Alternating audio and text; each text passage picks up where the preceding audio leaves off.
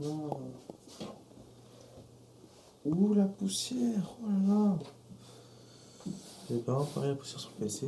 Ah là, ça fait longtemps que je suis pas venu ici. Il était temps que je revienne. Waouh, l'éclairage. Oh, le PC. Waouh. Incroyable. On l'allume. Waouh. En RGB et tout. La RAM, la grande carte graphique. C'est fou, mais il vient d'où ce PC? Eh ben non, c'est moi qui l'ai monté. Et donc bonjour à tous, dans cette vidéo on va apprendre comment monter son PC. Allez, on passe à la vidéo.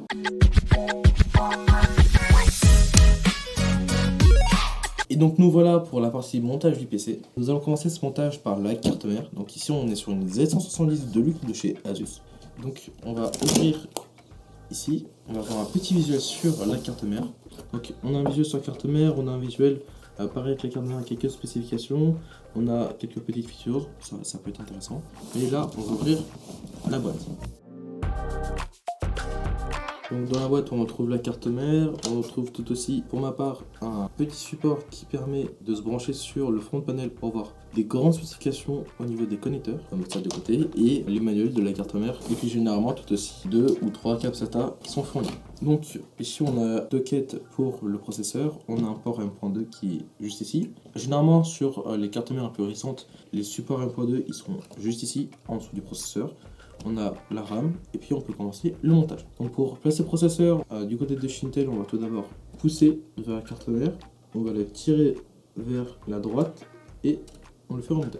Donc là, on va prendre notre petit processeur, le gros processeur. Ici on est sur un i7 6700K. Donc vous voyez, c'est quand même un processeur qui est assez beau et c'est un processeur qui est en LGA 1151. Et donc du coup pour placer le processeur sur la carte mère qui est tout aussi en LGA 1151, on a un petit trompeur qui se trouve juste ici, et sur la carte mère on va retrouver un petit point ou un petit triangle juste ici. Puis tout aussi quelques autres petits détrompeurs, on a une petite encoche ici et une autre petite encoche juste ici, et on retrouve les mêmes sur le stockette de la carte mère, ici et ici.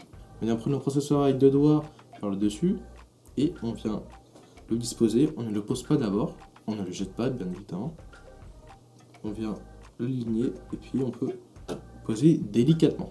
Une fois fait ceci, on peut retirer le cache, mais pas besoin car on pousse et ça vient sauter tout seul. N'hésitez pas à bien forcer, c'est normal si ça force, ne vous inquiétez pas, pas de panique. Et donc ensuite on va passer au SSD M.2 qui pour moi est juste ici. Donc dans la boîte du SSD, on va retrouver une petite entretoise avec une petite vis qu'on vient retrouver pareil dans la boîte du SSD M.2 et qu'on vient visser sur la carte mère. Ça sert à que votre SSD ne soit pas plié. Donc on vient visser la petite entretoise sur la carte mère là où on en a besoin pour vous aider si vous voulez. Il correspond votre SSD en dessous et vous voyez à peu près là où il faut visser votre entretoise. Et donc ensuite pour placer votre SSD M.2, vous allez prendre par le dessus par exemple, le fer correspond juste ici, l'emboîter. Et là, une fois que vous ne voyez plus aucune ligne en métal, vous pouvez relâcher, vous voyez, ça tient. Donc ensuite, vous allez prendre votre petit tournevis, et vous allez venir placer votre SSD. Vous voyez, ça correspond fortement bien. Et donc, on a quasiment fini avec la carte mère, on va passer à la RAM. Vous allez venir décocher tous les petites encoches qui sont juste ici, et généralement, vous en avez aussi vers le bas. Moi sur ma carte mère ce n'est pas le cas. Et donc pour votre RAM, si vous n'en avez que deux, vous allez mettre le petit trompeur de RAM au petit détrompeur de la carte mère. Donc là on voit que c'est en phase, donc je peux mettre ma barre de RAM sur le slot A2, donc c'est marqué juste ici, B2 et donc ici. Et donc cela permet quoi? Ça permet de profiter du dual channel. Donc le dual channel c'est quoi? C'est une sorte de technologie entre guillemets qui est intégrée à la carte mère qui va permettre que le slot A2 et B2 vont mieux communiquer avec le processeur. Donc vous communiquez plus rapidement, plus efficacement et il y aura beaucoup moins de problèmes. Donc ici mes deux barres de RAM sont mises, je peux refermer les deux. Ici on n'a que deux barres de RAM. Mais vu que j'en ai 4, je vais mettre mes 4 barres de RAM. Donc là on a fait avec la carte mère, on peut la mettre de côté et on peut en prendre notre boîtier. Oh là là, qu'est-ce qu'il est lourd, dis donc. Et vas-y donc, quel est ce boîtier? NZXT H6 série Flow. Un beau boîtier, franchement, je ne vais pas vous mentir. Donc sur le dessus, on trouve un grand panel en métal, de très bonne facture d'ailleurs. Sur le côté latéral, on retrouve un petit cache-poussière tout pareil en métal avec une petite inscription NZDC. Sur l'arrière du boîtier, on retrouve une grande plaque en métal, toujours de aussi bonne facture, cette fois qui est en mèche du côté pour l'alimentation et pour le rack des disques durs. D'ailleurs, le rack des disques durs qui est donc juste ici. Donc un gros rack qui est directement intégré au boîtier, sans disque dur bien évidemment. Sur l'avant, on retrouve une grande vitre. On pourrait croire que c'est votre baie vitrée, ce n'est pas votre baie vitrée. Donc cette grande vitre, toujours de très bonne facture, une vraie vitre cette fois. Attention aux rayures, attention à ne pas faire tomber, ça c'est fragile. Et puis donc à l'avant, après avoir retiré 5 vis du boîtier, on le soulève. Et puis voilà, voici une deuxième petite baie vitrée. Et non, je rigole, c'est toujours la face avant du boîtier. Donc toujours en verre, très bonne facture, attention aux casses et aux rayures, bien évidemment. Donc je retire cette partie-là pour faciliter le montage du PC. Donc comme vous pouvez le remarquer ici, on a un gros emplacement pour deux ventilateurs en 140 mm. On ne peut pas mettre malheureusement 120 mm et pas possible d'ajouter de radiateur sur cette partie-là. Ici, à l'arrière du boîtier, on retrouve un emplacement pour un ventilateur de 120 mm. Et donc ici, sur le dessus du boîtier, on a un grand emplacement pour mettre un grand radiateur de 360 mm et des 3 ventilateurs de 360 mm, ou on peut mettre deux ventilateurs de 140 mm ou un radiateur de 280 mm. Et bien évidemment, le 240 mm passe sur ce boîtier. Ici, on retrouve 3 emplacements pour 3 ventilateurs 120 mm. Aucun radiateur n'est disponible à mettre juste ici. Et puis, on retourne dans le boîtier. On a directement un grand espace pour la carte mère qui supporte jusqu'à du ATX. Le extra ATX ne passera pas. On a une grande marge pour faire passer les câbles, le radiateur, etc. Donc ne vous inquiétez pas pour ça, on a de la place. Et donc cette fois, à l'arrière du boîtier, on retrouve un grand emplacement pour une alimentation ATX 3.0 compatible, bien évidemment. Ensuite, on a un grand passage de câble, donc juste ici et au-dessus du boîtier, avec des scratchs de très bonne facture, tout aussi ici des scratchs de extrêmement bonne facture. Tout ça pour le câblage meute, et le boîtier comprend un port front panel pour l'avant, un port USB-C tout aussi pour l'avant du boîtier, un connecteur 3.0 pour l'avant du boîtier tout aussi, et ici le front panel qui sert pour alimenter le bouton, donc pour que le PC démarre, et ici il y aura une petite LED en blanc qui n'est pas possible de changer.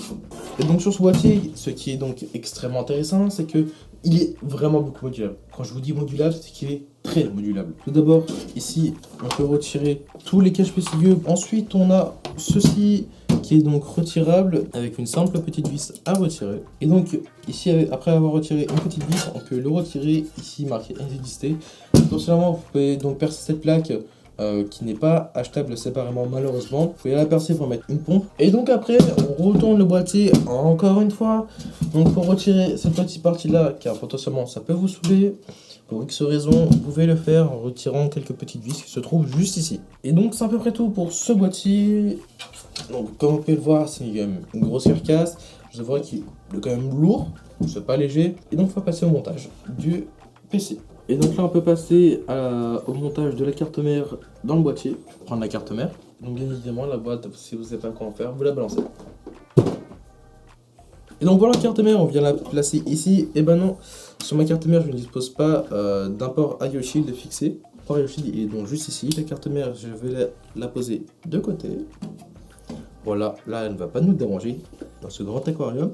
Donc je viens la poser juste ici, mais là il faut pousser. Donc voilà, une fois passé, on peut reprendre la carte mère toujours en faisant sautant, c'est très marrant. Donc ensuite, on va faire correspondre le panel arrière de la carte mère avec les petits emplacements, comme ceci. Et là, je viens la pousser et tout en la posant. Donc dans ce boîtier là, j'ai un petit trompeur qui me permet de confirmer que la carte mère est bien mise en place. Et puis on peut vérifier sur toutes les entretoises, la carte mère est bien en place. Ensuite, on peut prendre notre meilleur tournevis aimanté, car je suis sûr c'est bien plus pratique. Donc ensuite on va prendre les vis qui se trouvent dans la petite boîte en carton. Donc ici on a tout plein de vis, et moi les vis je les ai déjà retirées, elles sont juste à côté.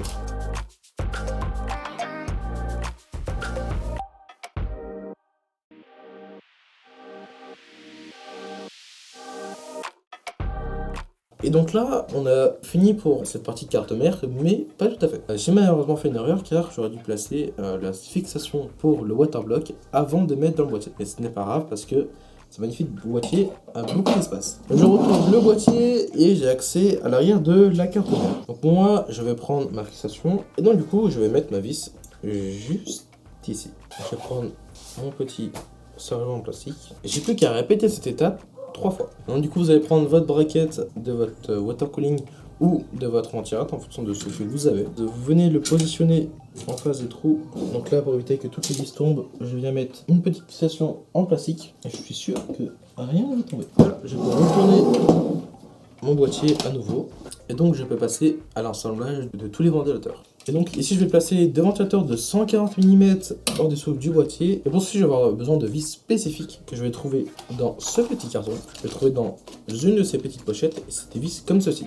Il y en a 8. Donc vous ne savez pas quoi en faire de votre boîte, comme la boîte de la carte mère, ça dégage.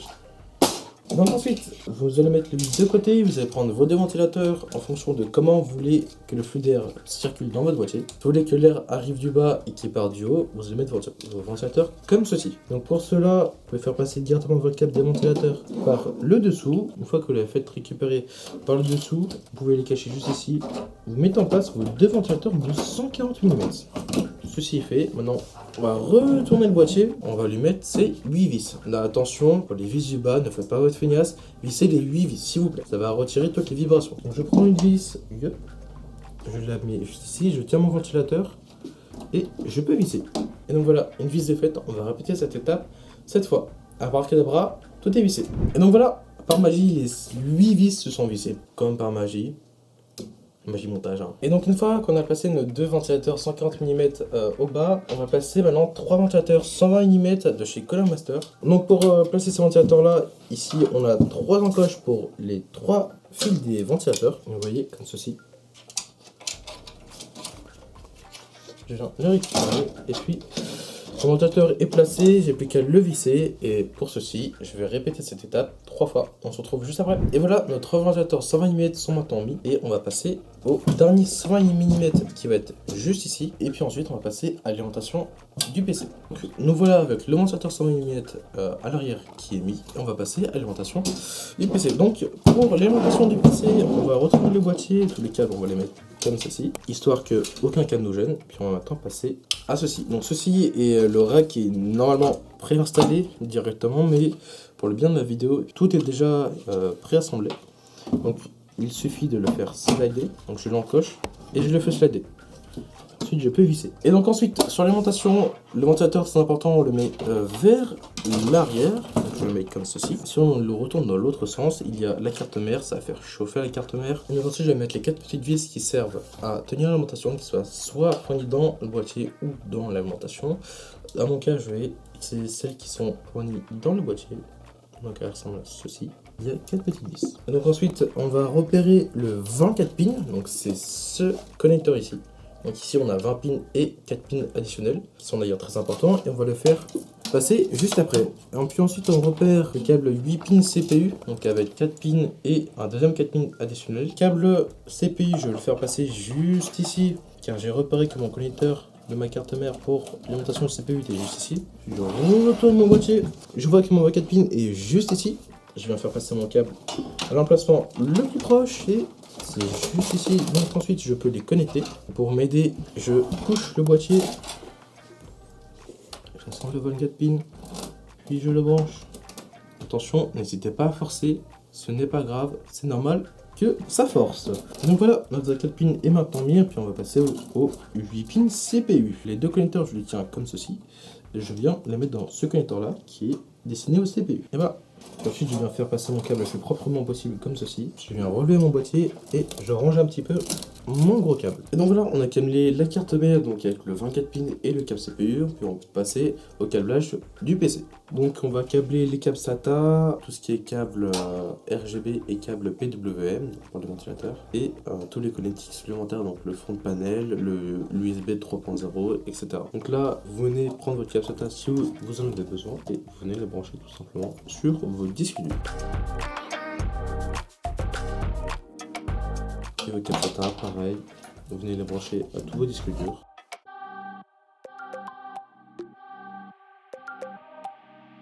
Vous venez repérer à l'avance là où ils sont vos connectiques pour les câbles SATA de votre carte mère. Moi en l'occurrence, elles sont vers le bas, donc je les fais passer juste ici et là je les zoome. Pour le câble 3.0, moi je vais venir le placer au niveau du 24 pins. Donc je le fais passer juste ici. Le câble USB-C sur ma carte mère, je n'en dispose pas, donc je ne vais pas le câbler et je vais le laisser dans le boîtier. Donc effectivement mes câbles SATA sont juste ici. On peut venir les brancher. Le câble PCIe pour la carte graphique, je peux le laisser de côté, on n'en aura pas besoin pour l'instant. Donc maintenant on va passer au connectique de la carte mère, donc tout en bas, on va passer par le HD audio. Donc la prise se trouve juste ici sur ma carte mère.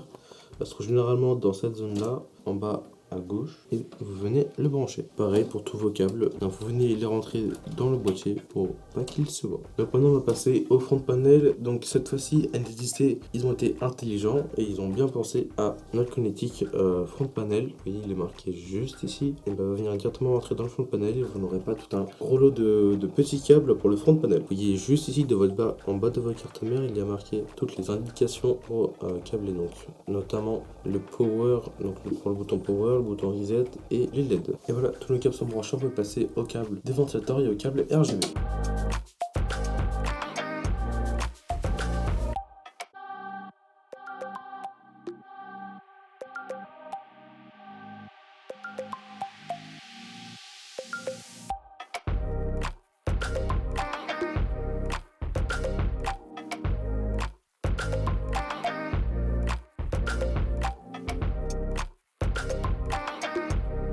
Donc du coup voilà, on a fini de câbler le PC entre guillemets, car il en restera quelques petits câbles à mettre par la suite. Maintenant on va passer au plus intéressant finalement de la vidéo, on va passer au water cooling. Donc ici c'est un water cooling de chez Thermaltake, donc le Thermaltake TH360 RGB en blanc.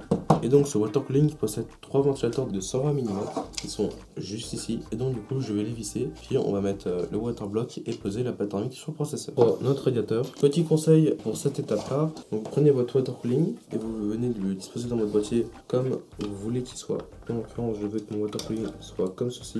Et donc là, je sais que les câbles de ventilo vont sortir par ici pour aller dans l'arrière du boîtier. Ce petit repère, je le garde en tête. Je peux placer un ventilateur, je le mets juste ici, je fais sortir les câbles donc juste ici et je sais où mes câbles ils vont aller. Donc le boîtier, on peut le remettre de côté et on repasse au radiateur. Donc dans la boîte de votre water cooling, vous avez des petites vis qui se ressemblent à ceci. Donc ils sont assez grande avec un petit embout où on peut visser dans le radiateur, et donc on vient les placer les 4 par ventilateur, et si vous avez perdu quelques vis, ce n'est pas grave, vous en placez 2 par ventilateur. Là, vous venez prendre votre meilleur tournevis et puis visser toutes les vis que vous avez mis sur votre radiateur. Donc, une fois que tous vos ventilateurs sont bien vissés, vous allez mettre à nouveau votre radiateur de côté et vous allez venir reprendre votre PC. Donc, on va venir appliquer de la pâte thermique sur le processeur. Vous allez prendre votre tube de pâte thermique. Vous allez venir en appliquer en dessous du processeur ou au-dessus. Ça n'a pas d'importance.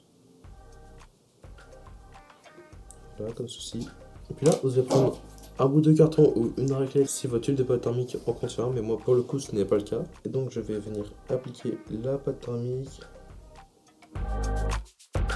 Donc là, la pâte thermique est bien appliquée et uniformément sur le processeur. Je suis sûr que peu importe mon ordre de vissage, la pâte thermique sera appliquée optimalement. Donc moi je vais venir retirer mes deux vis que j'ai mis. Donc vous venez prendre votre water cooling, le radiateur vous essayez de le placer sur le côté, sûr qu'il ne vous gêne pas. La pompe, vous la mettez comme ceci, vous la prenez et aussi de la mettre en correspondance avec votre fixation. Donc du coup, une fois votre water block mis comme vous le souhaitez, vous mettez les vis, vous les faites prendre. Une fois que vous avez fait prendre toutes les vis, vous venez toutes les visser. Et donc voilà, toutes les vis sont bien vissées. Maintenant, je vais prendre mon câble pour l'alimentation du water block et je vais venir la brancher sur mon CPU OPT, l'alimentation de la pompe du water cooling. Donc voilà, comme ceci. Et là, je viens faire passer les câbles pour que ce soit le plus propre possible. Avec le câble du RGB que je fais passer à l'arrière. Là, vous prenez tous vos câbles avec votre radiateur. Les câbles, vous essayez de les faire passer au maximum là où vous le pouvez. Donc là, c'est très simple. Vous venez tout simplement le placer à l'emplacement souhaité. Moi, je viens relever le boîtier tout en tenant le radiateur, bien évidemment, si vous allez le faire tomber.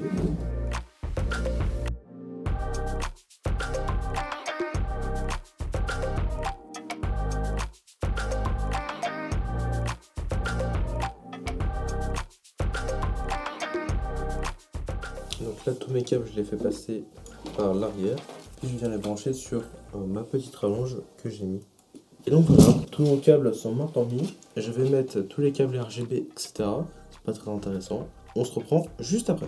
Et donc c'est bon, je viens tout juste de finir de câbler tous les câbles RGB du water cooling et des ventilateurs. Et donc là, on va passer aux cartes PCIe et à la carte graphique. Donc là, comme vous l'aurez peut-être reconnu ou non, Aesfab, c'est une lumière RGB qui est branchée à un support. Donc c'est ce support-là de carte graphique, c'est pas mal. Le port RGB, il vient de se mettre juste ici, vous voyez comme ceci. Et donc c'est pour déporter sa carte graphique. Le support va se mettre comme ceci. Mais avant, il faut mettre quelque chose, une petite carte USB qui permet de rajouter des USB à son PC. Donc, pour installer ceci, il faut que j'enlève quelques petites vis pour enlever quelques petits caches PCIe. La carte USB, je vais la mettre ici. Donc je vais venir la slotter comme ça. Et voilà, ma carte USB est slottée. Donc ensuite, je vais venir mettre mon support. Donc, je vais d'abord le brancher au port PCIe X16 juste en dessous du processeur. Voilà, c'est bon, il est attaché. Je viens le présenter ici. Et puis je peux commencer à visser. Là, on peut venir retourner le boîtier, on le met debout. Et puis donc là, je vais mettre la carte graphique dans le PC. Donc là, c'est quand même une grosse carte graphique en termes de longueur et en termes de volume, mais en termes de performance, c'est pas forcément la meilleure. Donc voici une 1066 Go de chez Gigabyte. Une carte qui est quand même pas trop mal, assez haut de gamme en termes d'architecture et de performance. Donc ici on a le logo Gigabyte qui est rétroéclairé en RGB, on va le voir juste après, donc avec un radiateur qui est d'architecture assez récente, donc on peut la mettre dans le PC. Et puis donc là, on peut visser les deux petites vis qui nous permettront de maintenir la carte graphique. Maintenant, on peut venir mettre le câble PCIe. Donc ici, on est sur un PCIe 1x8 où mon câble, je viens le mettre comme ceci, je viens le brancher. Et là, j'entends les petites vis, c'est-à-dire que le câble, il est bien mis. Et donc voilà, on a fini de monter le PC. Donc pour moi, c'était quand même un cas assez spécifique. J'avais une carte USB et j'avais un Razer. C'est pas tout le monde qui en aura un. Si vous avez une carte standard, c'est le principe, il est exactement le même comme la carte USB. Vous enlevez les deux caches PCIe, généralement le 2 et le 3, et puis vous venez slotter votre carte. Donc maintenant on peut remonter toutes les plaques du PC, et puis le PC est donc terminé. Et donc voilà, le PC est enfin monté. N'hésitez pas à vous abonner, à lâcher un commentaire et à mettre un petit pouce bleu. Et nous sur nos réseaux sociaux qui sont en description. Ça nous ferait extrêmement plaisir. Et puis encore merci pour les 100 abonnés de la chaîne Prestech. Et là, je vous laisse avec quelques beaux petits plans du PC. Au revoir.